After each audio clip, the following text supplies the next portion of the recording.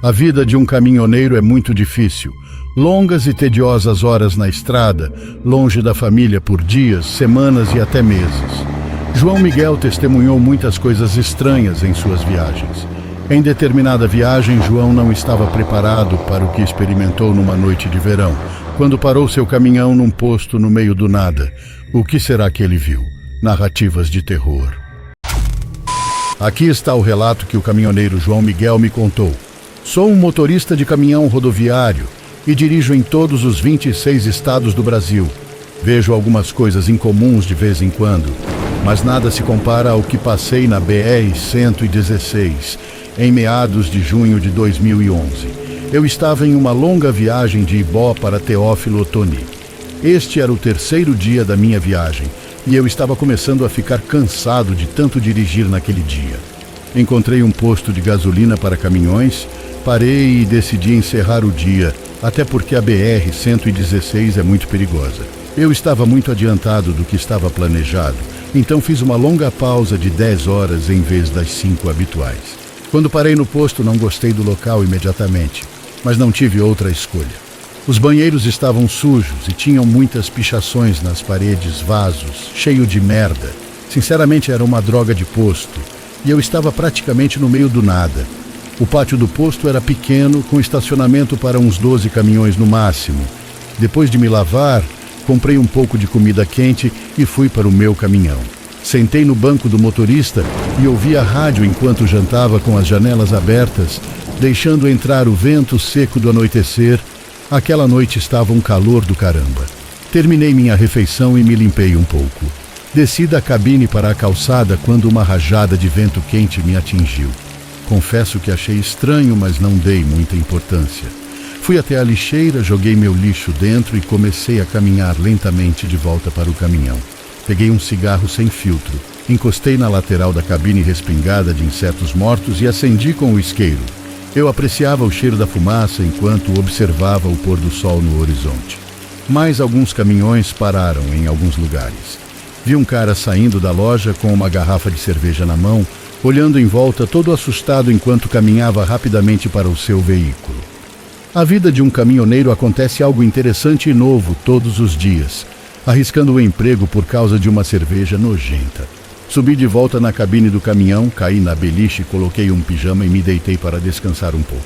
Não me incomodei em definir um alarme. Senti o sono tomar conta de mim e aceitei enquanto caía no mundo dos sonhos. Só que não. Acordei com a cabine do caminhão balançando violentamente, derrubando no chão a garrafa de água que coloquei na minha mesa de cabeceira. Sentei-me totalmente acordado e apertei o botão no rádio, o alarme do caminhão. Era pouco depois das 3 da manhã. Abaixei-me e peguei a garrafa de água que havia caído, abri a tampa e tomei alguns goles profundos antes de me perguntar o que havia balançado a cabine com tanta violência. Então me lembrei. O vento. Eu me acomodei, baixei minha frequência cardíaca e deitei minha cabeça no travesseiro. A cabine balançou novamente, derrubando meu cinzeiro que eu havia colocado no porta-copos e, mais uma vez, jogando minha garrafa de água no chão. Mas que merda está acontecendo aqui? Acendi a luz do teto, calcei os sapatos e peguei outro cigarro do maço. Abri as cortinas, sentei-me no banco do motorista e apaguei a luz. Abri a porta e percebi que havia esfriado consideravelmente. Tranquei o caminhão, coloquei as chaves no bolso e desci na calçada para olhar ao redor. A essa hora da noite, no pátio de caminhões tinha apenas as luzes das bombas de gasolina ao redor, e a luz delas não alcançava o estacionamento de caminhões. Olhei em volta por um momento, acendi outro cigarro e então percebi algo. O vento tinha parado de soprar. Eu me perguntei, o que fez meu caminhão balançar tão violentamente? Terremoto, talvez? Eu sabia que alguns dias atrás teve relatos de tremor de terra em regiões do Brasil, mas será que foi isso? Aquele movimento de balanço não parecia de um terremoto. Parecia um vento bem forte que batia na lateral da cabine como uma rajada. Curioso e com um medo do caramba, dei a volta pela frente do meu caminhão em direção ao lado do passageiro e olhei para a carreta. Percebi um movimento baixo no chão, cerca de 1 metro. Não muito rápido. Usei minhas chaves para destrancar a porta do passageiro, subi e peguei minha lanterna grande no compartimento superior. Eu desci de volta e tranquei a porta. Acendi a luz e iluminei a lateral da carreta. Havia uma jovem sinistra parada a cerca de 3 metros atrás do meu caminhão. Mas quando olhei com mais atenção, ela não estava mais lá. Bem, como eu disse antes, os motoristas de caminhão veem algo novo todos os dias. Cara, isso era muito novo. Comecei a andar em direção à traseira do veículo, examinando com a lanterna em busca de qualquer vestígio da garota que acabei de ver. Quando cheguei na parte de trás não havia nada, deve ter sido apenas meus olhos me pregando uma peça. Caramba, eu nem mesmo dormia ainda. Eu olhei por cima do ombro. Não havia carros nas bombas e o frentista definitivamente não tinha me notado. Senti que algo não estava certo e não tive muita vontade de entrar na loja do posto de pijama. Eu estava no meio do nada e ninguém podia me ver ali. Então pensei, eu não fiz nada de errado, nenhuma regra infringida para que os funcionários do posto viessem até aqui. Eu estava na parte traseira da carreta e continuei procurando por aquela garota estranha novamente, também esperando que ela não estivesse se escondendo atrás de algo e me observando fazer aquilo. Quer saber, dane-se, deixei aquilo tudo para lá e caminhei para o lado do motorista em direção à cabine.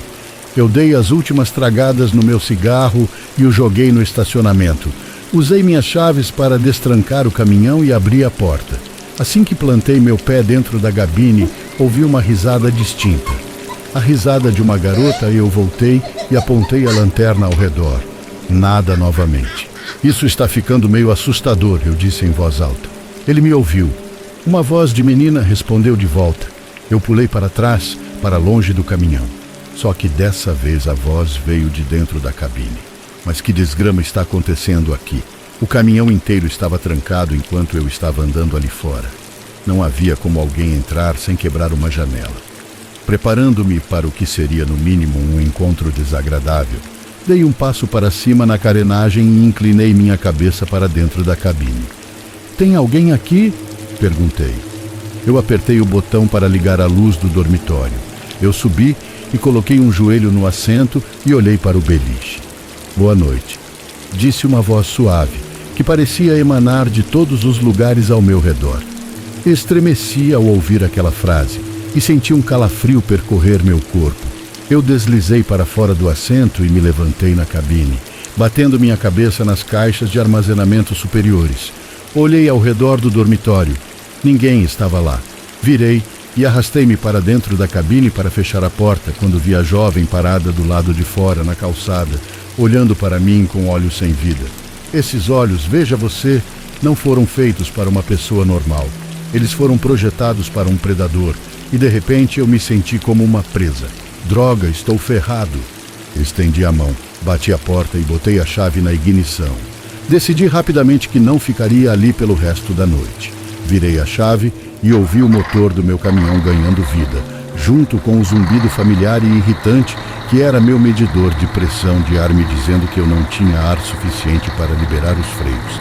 Dei uma olhada rápida para fora da janela e lá estava ela, imóvel como uma árvore, olhando para mim e sorrindo.